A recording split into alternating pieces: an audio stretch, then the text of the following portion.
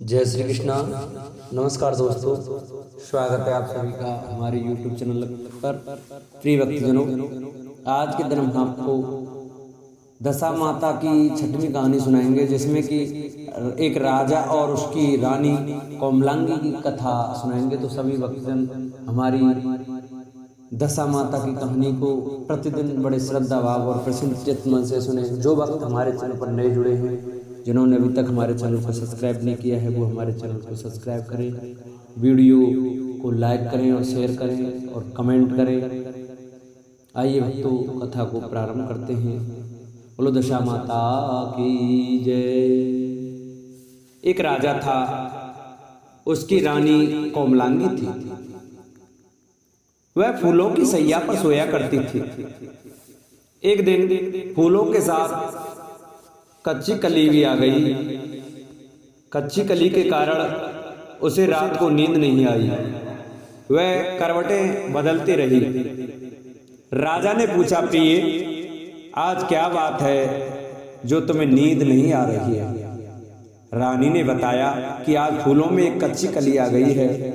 वह मेरे शरीर में चुभ रही है, इसी कारण मुझे नींद नहीं आ रही है। राजा ने शयन कक्ष में एक दीपक जल रहा था, जिसे ज्योति स्वरूप कहते थे।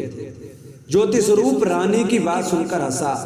राजा ने हाथ जोड़कर उससे हंसने का कारण पूछा।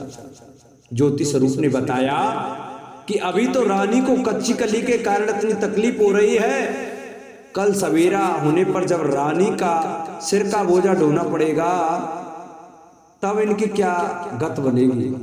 राजा ने पूछा कि क्या मेरे जीवित रहते ऐसा संभव है? तब दीपक ज्योति उत्तम ने उत्तर दिया, हाँ संभव है, तुम्हारे जीते जी संभव है। ज्योति स्वरूप की बात सुनकर राजा ने मन में सोचा कि देववाणी कभी असत्य नहीं होती, होनी को कौन टाल सकता है। रानी को अवश्य बोझा ढोना पड़ेगा, परंतु यह हो सकता है कि यदि मैं इसे इस संदूक में बैठाकर समुद्र में बहा दूं तो संभव है कि यह बोझा ढोने से बच जाए, क्योंकि समुद्र में डूब जाने पर बोझा ढोने से बच जाएगी। राजा ने उसी समय रानी से कहा, चलो मैं तुम्हारे मायके में छोड़ आऊं, कुछ दिन पर तुम वहीं पर रहना। रानी बोली, परंतु महाराज मेरे मायके तो कोई भी नहीं है, मैं वहां किसके पास रहूंगी? राजा ने कहा कि तुम्हारे गोत्र संबंधी वहां बहुत अच्छी दशा में हैं, मैं उन्हीं के पास तुम्हें भेज देता हूं। रानी ने राजा की बात मान ली। रानी ने बहुमूल्य आभूषण और कीमती वस्त्र धारण किए। तब राजा ने रानी को संदूक में बिठाकर नदी में बहा दिया। वह नदी समुद्र में ऐसी जगह मिलती थी जहां पर राजा के बहनोई का राज्य था।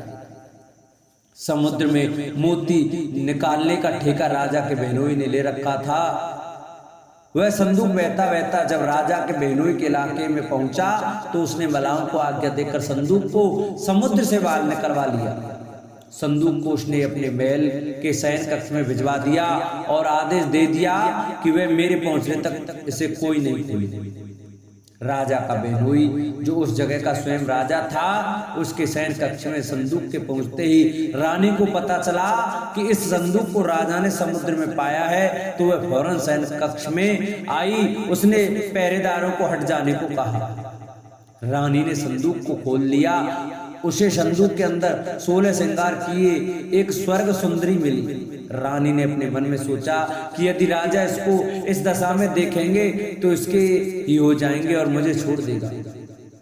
इसलिए उसने उस रानी के सब जेवर कपड़े उतार कर उसे फटे पुराने कपड़े पहना दिए और संदूक में बंद कर दिया। राजा जब बाहर से महल में आए तो उसने रानी को अपने शयन कक्ष में बुलाया और रानी से पूछा कि क्या तुमने देखा है कि इस संदूक में क्या है? रानी ने उत्तर दिया कि मैंने कुछ नहीं देखा, मुझे नहीं पता कि इस संदूक में क्या है।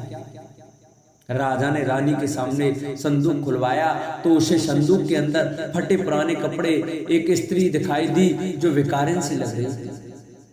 रानी ने कहा, यह कोई भिखारिन लग रही है, इसको कारखाने में भिजवा दिया जाए, वहां लकड़ी ढोकर अपना जीवन निर्वाह करती रहेगी। राजा ने रानी के कहे अनुसार उसे कारखाने में भिजवा दिया। एक दिन रानी की सहेलियां नदी में स्नान करके दशा माता का डोरा ले रही थी। उनके पास एक डोरा रह गया था। वे यह सोच रही थी कि इस डोरे को किसे दिया जाए कि उसी समय लकड़ी डोले वाली रानी वहां आ गई। उन्होंने उसे रोककर पूछा, बहन हमारे साथ दशा माता का एक डोरा ले लो। रानी ने कहा कि मुझे डोरा लेने में कोई हर्ज नहीं है, परंतु मुझे तो खाने भर को नहीं दिया मिलता, मैं इस डोरे की पूजा कैसे करूंगी। वे बोली कि तुम इस बात की चिंता मत करो, हम हर रोज इस जगह स्नान करने आया करेंगी। 9 दिन तक हम यहाँ पर कथा कहेंगी, तुम भी रोज आकर कथा में शामिल हो जाया करना। 10वें दिन पूजा होगी, तब तक दशा माता चाहेंगी तो तुम्हारी दशा बदल जाएगी। रानी ने दशा माता का ध्यान कर डोरा ले लिया। उसी दिन रानी के पति राजा को यह चिंता हुई कि रानी को संदूक में बंद करके बाहर तो दिया था, परंतु पता नहीं उसका क्या हाल हुआ। उसकी खोज खबर लेने के लिए राजा एक नौका पर बैठकर नदी की यात्रा करता हुआ अपने बेनोई के यहाँ पहुंचा।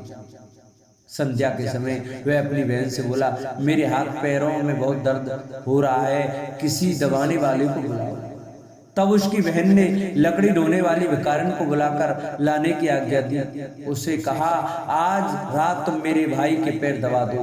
वह बड़े संकोच में पड़ गई। अपने मन में सोचने लगी, आज तक मैंने किसी पुरुष को छुआ तक नहीं। रानी अपने भाई के पैर दबाने के लिए उस पर जोर डाल रही थी, इसलिए लाचार होकर उसने हाँ कर दिया। राजा के पैर दबाते दबाते रानी को उसके पांव में पद्म दिखाई पड़ा। रानी चुपचाप रोने लगी। उसके आंसू राजा के पैर पर टपक पड़ा। राजा ने उससे पूछा, तुम क्यों रो रही हो? तुम अपना भेद मुझे बताओ, मेरे द्वारा तुमको कोई हानि नहीं होगी। रानी बोली कि जैसा पद्म आपके पैर में है, वैसा ही पद्म मेरे पति के पैर में भी था। पहले के दिनों की याद आ जाने पर मुझे रोना आ गया। राजा ने उसे पहचान लिया। राजा बोला, मैं समझ गया, अब तुम्हें पैर दबाने की जरूरत नहीं है। तुम्हारे भाग्य में जो लिखा था वह तुम्हें भोगना ही पड़ा। मैंने उसे टालने के लिए जो उपाय किया था उसका नतीजा उल्टा ही निकला। तुम्हें मेरे जीते जी लकड़ियां ढोनी पड़ी। सवेरा हुआ, परंतु अतिथि राजा सोकर नहीं उठा और न पैर दबाने वाली दासी कमरे से बाहर निकली। राजा की बहन को चिंता होने लगी। थोड़ी देर के बाद दासी कमरे से बाहर निकली और कारखाने में काम करने चली। रानी ने कमरे में जाकर अपने भाई को जगाया। उसका भाई बोला, मेरी तबीयत ठीक नहीं है, मेरा सिर दर्द कर रहा है, मैं अभी आराम करना चाहता हूँ, मेरा मन भी बहुत व्याकुल हो रहा है। राजा ने पूछा कि आखिर बात क्या है? रानी ने पूछा, आखिर बात क्या है, कुछ तो बताओ। राजा ने कहा, बड़े शर्म की बात है, मैंने तुम्हारे भाभी को जानबूझकर संदूक में बिठाकर तुम्हारे पास इसलिए भेजा था कि इसे यहाँ आराम से रखा जाएगा, परंतु उसे तो यहाँ लकड़ियां ढूंढनी पड़ रही हैं। उसके तुमने सारे गहने उतार कर उसे रास्ते की भिखारिन बना दिया। उसकी बहन बोली, मैंने उसे नहीं पहचाना। उसने दासियों को भेजकर उसे चुपचाप अपने पास बुलाया। उसके आने पर बहन ने अपनी भाभी से काफी माफी मांगी और उसके पैर पकड़ लिए। कुछ दिनों तक राजा अपने बहनोई बहन के घर रहकर रानी को साथ लेकर राजधानी में लौट आया। रानी ने अपने महल में पहुंचकर सुहागिनों को न्योता भेजा। बड़े धूमधाम से दशा माता के डोरे की पूजा की और नगर में ढिंढोरा पिटवाया गया कि आज से अमीर गरीब सब दशा माता का डोरा लिया करें और श्रद्धा पूर्वक पूजा किया करें।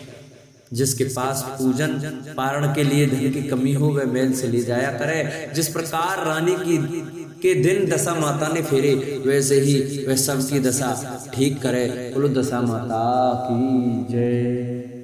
जिन माताओं बहनों को हमारी ये दशा माता की कथा अच्छी लगी हो वो हमारी वीडियो को ज़्यादा से ज़्यादा शेयर करें, जिससे और भी माताएं हमारी इस कथा को श्रवण करें और व्रत करें। जिन्होंने अभी तक चैनल को सब्सक्राइब नहीं किया है वो चैनल को सब्सक्राइब करें, वीडियो को लाइक करें और कमेंट में दशा माता की जय अवश्य लिखें। बोलो दशा माता की जय।